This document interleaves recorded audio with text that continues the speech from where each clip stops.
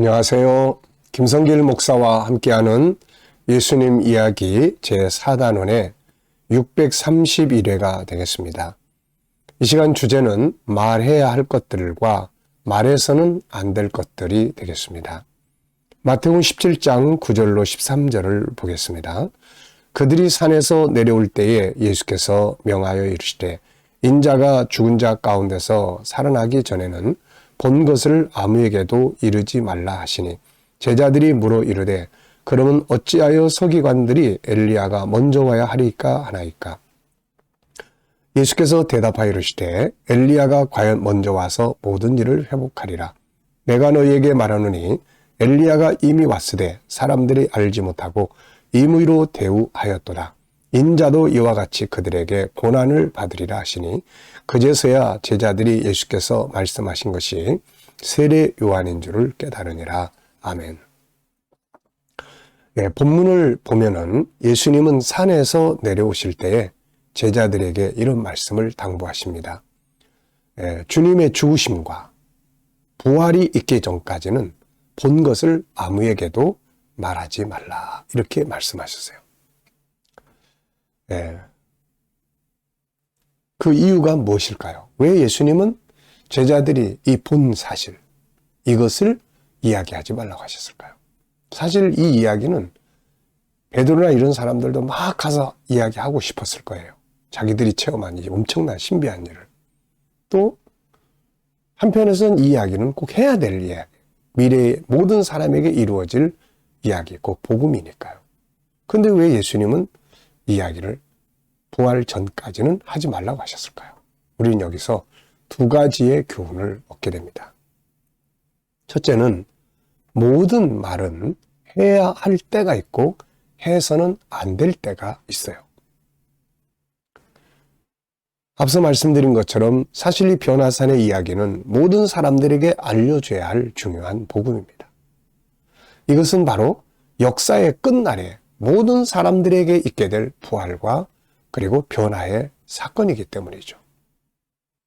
그리고 이제 이 모든 것을 예표로 미리 보여준 사건이 바로 주님의 부활이고 오늘 이 자리에서 이 엘리야와 모세, 예수님이 산자와 죽은 자가 같이 만나는 이 사건이란 말이죠. 그런데 이거를 미리 이야기를 하다 보면은 자, 가가지고 우리가 엘리야하고 모세가 왔어, 만났어. 그러면 사람들이 뭐라고 이야기할까요? 뭐야, 지금 무슨 헛소리 하고 있는 거야? 미친 거 아니야, 저거? 아니, 어떻게 엘리야가 오고 모세가 와? 네, 아마도 이런 오해를 받을 소지가 컸을 거예요.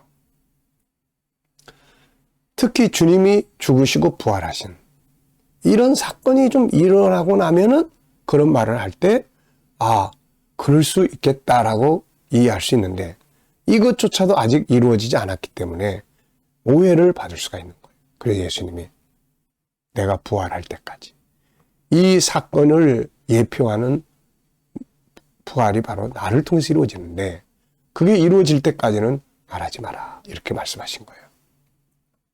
아무리 좋은 말도 때가 되기 전에 때에 맞지 않게 이야기를 하면은 오해를 받을 수 있어요. 잠언에 보면 이런 말씀이 나와요. 잠언 27장 14절에 보면은 이른 아침에 큰 소리로 자기 이웃을 축복하면 도리어 저주같이 여기게 되리라. 자, 새벽에 가가지고 집사님 복 많이 받으세요. 만약에 이런다면은 아침에 새벽부터 와가지고 그런 소리 한다면은 야, 이거 뭐야, 저분 좀 미친 거 아니야? 오해를 받을 수 있거든요. 그런데 날이 밝고 오후쯤 돼서 만나서 차 한잔하면서 집사님, 하나님이 정말 축복하시면 좋겠어요. 이런 말을 하면 얼마나 이게 듣기 좋고 또 아름답습니까? 분명히 이웃을 위해 복을 비는 건 좋지만 그것이 이른 아침에 소리 지르며 돌아다니면서 축복한다면 이것은 저주같이 되고 오해를 받게 되는 거예요. 그러므로 우리는 모든 말을 할 때를 잘 분별해서 사용할 수 있어야 합니다. 부흥회 때 성도들이 은혜를 받고 교회에서 막 방언으로 기도하면 다 뭐라 그럴까요? 야, 은혜 많이 받았다. 참 정말 축복받았네. 이럴 거예요. 근데 이분이 믿지 않는 가족들 앞에서 막 방언으로 기도하면은 뭐라고 이야기를 할까요? 아마 미쳤다고 할 거예요. 그런 일들이 실제로 저희 교회에서 더러 있었습니다. 자, 그러니까 이게 때와 장소에 맞게끔 말을 하는 것이 정말 중요한 거예요. 네, 같은 말인데 어떤 때 이야기하면 희망을 주고 용기를 줘요. 어떤 때 이야기하면 오히려 기분 나쁘게 만들고 마음을 상하게 만드는 경우가 있는 거예요.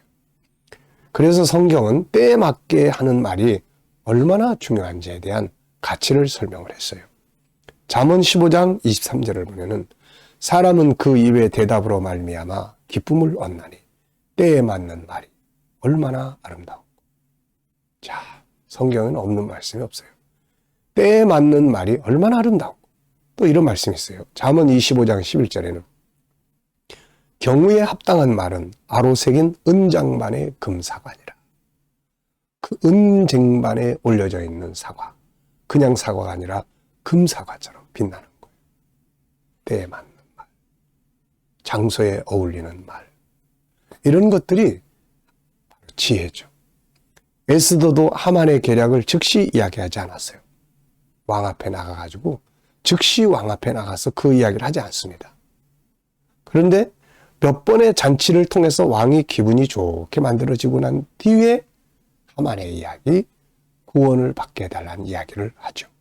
이때 그 이야기는 놀라운 효과를 가져왔어요. 만약에 이 에스더 왕비가 하만에게, 왕에게 나가자마자 왕이여 우리 민족을 살려주세요 그러면은 왕이 아마 이게 무슨 소리야 이거 짜증을 낼 수도 있었을 거예요.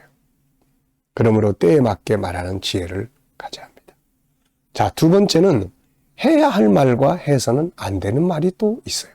그러니까 해야 할 때가 있고 해서는 안 되는 때가 있고 또 해야 할 말이 있고 해서는 안 되는 말이 있죠. 말이라고 해서 모든 게 다 말이 아닙니다. 말에는 항상 양면성이 있어요. 잠언 12장 18절은 칼로 찌른같이 함부로 말하는 자가 있고 지혜로운 자의 혀는 양약과 같다. 이 말에는 상처를 주는 말도 있고 치료하는 말도 있습니다. 그러므로 우리는 병들게 하는 말을 해서는 안 되고 치료하는 말을 할 수 있어야 되죠. 잠언 18장 21절에는 죽고 사는 것이 혀의 힘에 달렸나니 혀를 쓰기 좋아하는 자는 혀의 열매를 먹으리라. 사람을 죽게도 하고 살게도 하는 게 말이라는 거죠. 사람을 죽게 하는 말도 있고 살게 하는 말도 있습니다. 주님은 항상 사람을 살리는 말씀을 하셨죠. 남을 비난하고 잘못된 것을 지적하고 단점만 찾는 말들은 모두 사람을 병들게 하고 죽음에 이르게 하는 말들입니다. 반면에 칭찬을 하고 장점을 찾아주는 말을 하고 감사를 하고 인정해주는 말들은 치료하는 말이요 살리는 말들입니다. 바울 사도는 에베소 4장 29절에서 무릇 더러운 말은 너희 입 밖에도 내지 말고 오직 덕을 세우는 데 소용되는 대로 선한 말을 하여 듣는 자들에게 은혜를 끼치게 하라. 더러운 말은 사람을 어지럽게 하고 자기 자신도 더럽히게 됩니다. 바울 사도는 이런 말들은 하지 말고 듣는 사람에게 은혜가 되게 하고 감동이 되는 말을 하라. 이렇게 말하고 있습니다. 말은 이처럼 중요합니다. 그래서 말을 할 때는 오늘 본문 말씀을 기억하면서 두 가지를 우리는 꼭 기억을 하셔야 돼요. 첫째, 때에 맞는 말. 내가 지금 하는 말이 이때 잘 어울릴 건지, 이 현장에 맞는 말인지 이런 걸 좀 구분해서 하면 그 말이 복이 되고 덕이 되는 거죠. 둘째, 해야 할 말과 해서는 안 되는 말을 구분하는 거예요. 아무 말이나 막 쏟아내놓으면 나중에 이거 주워 담기가 참 어려워요. 상처받고. 세상에서도 정치나 사회에서도 참 이 말 때문에 실수하고 실패하고 그 말한 것 때문에 나중에 가서 문제 생기고 이런 경우가 너무 많습니다. 자, 오늘 시간에는 때에 맞는 말과 해야 할 말과 해서는 안 될 말, 이 두 가지를 기억해 보시기 바랍니다. 이 시간 말씀 여기서 마치겠습니다. 감사합니다.